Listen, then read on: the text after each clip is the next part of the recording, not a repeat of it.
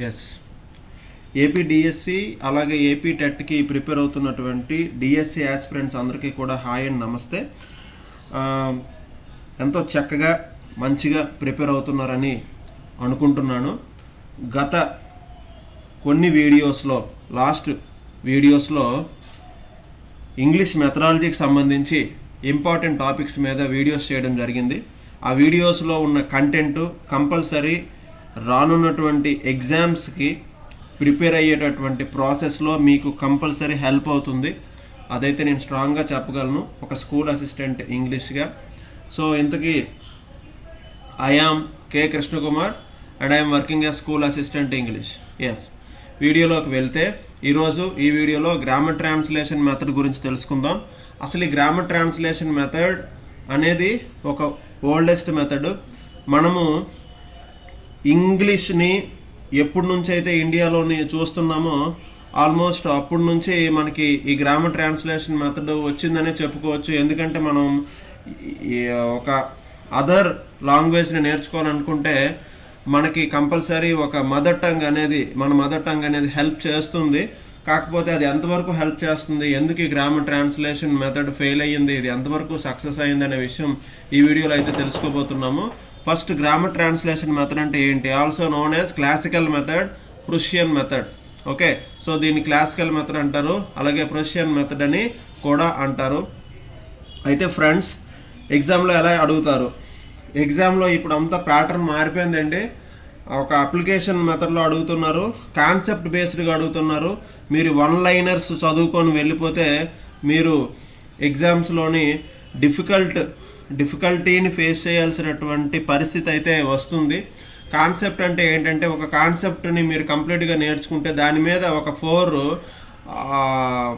Points మీరు అడిగిన తర్వాత 4 పాయింట్స్ మీకు అడిగిన తర్వాత అందులో ఏది రైటు, ఏది రాంగు, ట్రూ ఏది, ఫాల్స్ ఏది, కరెక్ట్ ఏది, ఇన్కరెక్ట్ ఏది, రాంగ్ ఏది, లేదా ఇందులో ఎన్ని పాయింట్స్ కరెక్టు, ఎన్ని పాయింట్స్ కరెక్ట్ కాదు, ఈ రకంగా అడుగుతున్నటువంటి క్వశ్చన్ పేపర్ ప్యాటర్న్ని మనము ఫ్యూచర్ ఎగ్జామ్స్లో చూడబోతున్నాము. ఇది ఓన్లీ డిఎస్సికనే కాదు, మిగతా కాంపిటేటివ్ ఎగ్జామ్స్లో కూడా మనం చూడబోతున్నాము.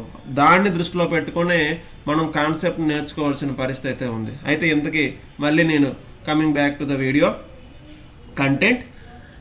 Foreign phraseology can be learned through translation in this method. Foreign phraseology అంటే ఏంటి? ఇక్కడ ఫారెన్ ఫ్రేజియాలజీ అంటే ఇంగ్లీష్ లాంగ్వేజ్ని గ్రామర్ ట్రాన్స్లేషన్ మెథడ్ ద్వారా మనం నేర్చుకోవచ్చు. ట్రాన్స్లేషన్ అంటే ఏంటి? ఒక భాష నుంచి ఇంకో భాషలోకి తర్జుమా చేయడం. అంటే మన మదర్ టంగ్ను ఉపయోగించుకొని ఇంకొక అదర్ టంగ్ని మనం నేర్చుకుంటున్నాం. అంటే మదర్ టంగ్ని యూజ్ చేసుకొని మనం అదర్ టంగ్ని అంటే ఇంగ్లీష్ లాంగ్వేజ్ని నేర్చుకుంటున్నాము. ఓకే, ఎందుకు ఇక్కడ అంటే స్పెసిఫిక్గా ఇంగ్లీష్ లాంగ్వేజ్ అని ఎందుకు అంటున్నానంటే, ఏ లాంగ్వేజ్ అయినా కావచ్చు, కాకపోతే మనకి ఇక్కడ ఇంగ్లీష్ మెథడాలజీ ఉంది కాబట్టి ఇంగ్లీష్ లాంగ్వేజ్ గురించి అంటున్నాను.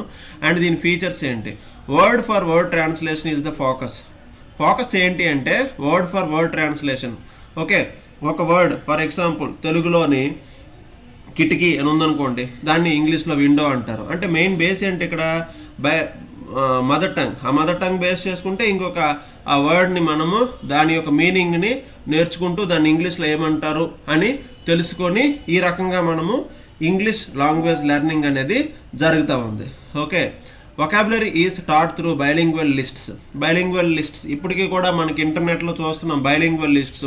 కొన్ని వర్డ్స్ని తెలుగు, కొన్ని వర్డ్స్ని ఇంగ్లీష్లో పెట్టి దీన్ని ఏమంటారు, ఇది ఇంగ్లీష్లో ఏమంటారు, దీన్ని తెలుగులో ఏమంటారు, ఈ రకంగా మనం నేర్చుకునే పద్ధతి. Grammar is taught deductively, rules first, examples next. మనకి మెథడాలజీలోని డిడక్టివ్ మెథడ్, ఇండక్టివ్ మెథడ్ రెండు ఉంటాయి. డిడక్టివ్ మెథడ్లో ఫస్ట్ రూల్స్ చెప్తారు, తర్వాత ఎగ్జాంపుల్స్ చెప్తారు. ఇండక్టివ్ మెథడ్లో ఫస్ట్ ఎగ్జాంపుల్స్ చెప్పి తర్వాత రూల్స్ అనేవి ఫ్రేమ్ చేయడం జరుగుతుంది, డిఫైన్ చేయడం జరుగుతూ ఉంది, చెప్పడం జరుగుతూ ఉంది. అయితే ఇవి కూడా మీరు తెలుసుకోవాల్సినటువంటి అవసరం ఎంతైనా ఉంది, ఎందుకంటే ఇవన్నీ ఇంపార్టెంట్ పాయింట్స్ కాబట్టి. Structures of English are learned by comparing and contrasting with that of mother టంగ్ను బేస్ చేసుకొని కంపేరింగ్ చేస్తూ, పోల్చుతూ, కాంట్రాస్ట్ వ్యత్యాసాన్ని చూస్తూ ఇంగ్లీష్ నేర్చుకునేటటువంటి పరిస్థితి ఉంది. ఇక్కడ ఎలా అంటే రాముడు మంచి బాలుడు, Rama is a good boy, ఈ రకమైనటువంటి కంపారిజన్స్, కాంట్రాస్ట్స్ చూసుకొని తెలుగులో ఏమంటారు, ఈ స్ట్రక్చర్స్ ఏ విధంగా ఉంది, రాముడు మంచి బాలుడు, ఇక్కడ రాముడు, అక్కడ కూడా రామ, ఓకే సరిపోయింది, మంచి బాలుడు అంటే ఈజ్ ఏ గుడ్ బాయ్, ఈ రకంగా చెప్పేటటువంటి ప్రయత్నం గ్రామర్ ట్రాన్స్లేషన్ మెథడ్లో చూసాము. అయితే ఇది అన్ని దగ్గరలో పనికొస్తుందా అంటే ఇట్ ఈస్ నాట్ పాసిబుల్. ఎందుకు అంటే ఇదే స్ట్రక్చర్ని కొన్ని మనం తెలుగులో చూసినట్టయితే ఫర్ ఎగ్జాంపుల్ అతను చంపాడు, ఓకే, అతను చంపాడు, హీ కిల్డ్, ఓకే సరిపోతుంది. కానీ అతని భార్యను కొట్టాడు, ఓకే, ఇది మనం ఇంగ్లీష్లో చూసుకున్నట్టయితే హీ స్లాప్డ్ లేదా he beat, okay, his wife. అంటే చూసారా స్ట్రక్చర్ మారిపోతుంది. ఇక్కడ అతని భార్యను కొట్టాడు అంటే అతని భార్య, హిజ్ వైఫ్ అని రావాలి కదా, అలాగే మనకి ఇక్కడ రావట్లేదు. అంటే ఇక్కడ ఏమవుతుంది, ట్రాన్స్లేషన్ డిఫరెన్స్ అనేది క్రియేట్ అవుతుంది. సో దానివల్ల grammar translation method is not always correct, is not always possible to teach English language అనే విషయం మనం అర్థం చేసుకోవాలి. Priority is given to accuracy and completeness of sentences. Priority దేనికి ఇచ్చారు గ్రామర్ ట్రాన్స్లేషన్ మెథడ్లో అంటే యాక్యురసీ ఖచ్చితత్వానికి, కంప్లీట్నెస్ పూర్తిగా చెప్పడానికి ప్రియారిటీ అనేది ఇవ్వడం జరిగింది. అయితే అడ్వాంటేజెస్ ఏంటి, దీనివల్ల ఏంటి ఏంటి అడ్వాంటేజ్, ఏంటి బెనిఫిట్ అంటే establish a bond between foreign phraseology and mother tongue old ideas. అంటే మదర్ టంగ్ నుంచి ఐడియాస్ని తీసుకొని other tongue foreign phraseology English లాంగ్వేజ్లోని న్యూ ఐడియాస్తోని చెప్పడం అనమాట. ఓకే, ఇప్పుడు మన తెలుగు లాంగ్వేజ్లో కొన్ని మాటల్ని ఇంగ్లీష్ లాంగ్వేజ్లోకి మనం చెప్తూ ఉంటాం. తెలుగు లాంగ్వేజ్లో గుడ్ ఐడియాస్, గుడ్ కొటేషన్స్ ఇవన్నీ ఇంగ్లీష్ లాంగ్వేజ్లో చెప్తూ ఉంటాము. Okay, proceeds from known to unknown, తెలిసిన దాని నుంచి తెలియని దాని వైపు వెళ్ళడము. Okay, not required by the teacher to use sophisticated or extensive AV aids. Okay, audio visual aids అంతగా యూజ్ చేయాల్సిన అవసరం లేదు. ఆడియో విజువల్ ఎయిడ్స్ అంటే మీకు ఆల్రెడీ తెలిసే ఉంటుంది అండ్ దీనిపైన ఒక డెడికేటెడ్ వీడియో కూడా చేస్తాను. Rapid expansion of vocabulary is possible. ఇందులో ఏమి బాగా నేర్చుకుంటారంటే వొకాబులరీ అనేది బాగా డెవలప్ అవుతుంది. అటైన్స్ గుడ్ స్టాండర్డ్స్ ఇన్ ట్రాన్స్లేషన్లో మంచి స్టాండర్డ్స్ని అయితే వాళ్ళు సాధించగలరు, అచీవ్ చేయగలరు. ఓకే, ఎవరు గ్రామర్ ట్రాన్స్లేషన్ మెథడ్లో నేర్చుకున్న వాళ్ళు. అయితే ఇందులో లిమిటేషన్స్ ఏంటి అంటే లిమిటేషన్స్ షరతులు ఏంటి, ఓకే, ఇందులో ఉన్నటువంటి డిసడ్వాంటేజెస్ ఏంటి, ఓకే ఏంటి అని చూస్తే literal translation, word for word translation ruins the sense and some times becomes ridiculous. ఇప్పుడు వర్డ్ ఫర్ వర్డ్ ట్రాన్స్లేషన్ అన్నిసార్లు అది పాసిబుల్ కాదు. ఇందాక మీకు చెప్పినట్టుగా తెలుగులో ఉన్నది మనం ఎగ్జాక్ట్గా ఇంగ్లీష్లో మనము చెప్పలేము.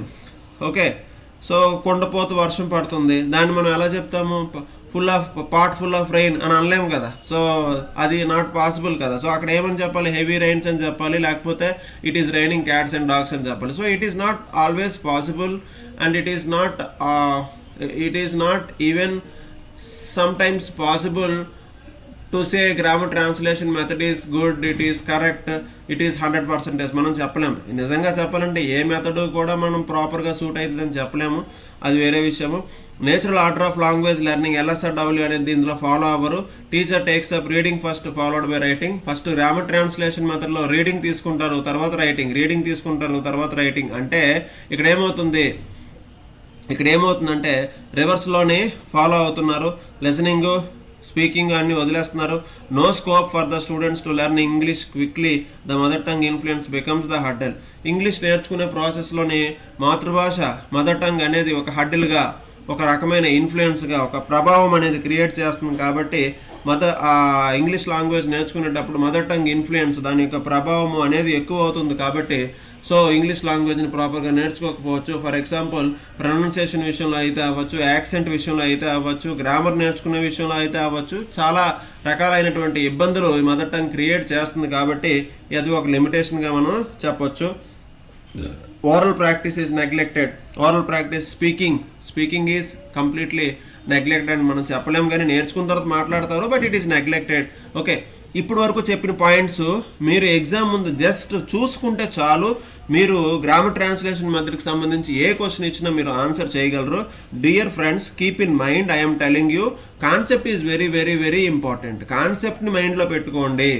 ఎన్ని క్వశ్చన్స్ని మీరు ప్రాక్టీస్ చేస్తే అంత మంచిదని నేను చెప్తాను.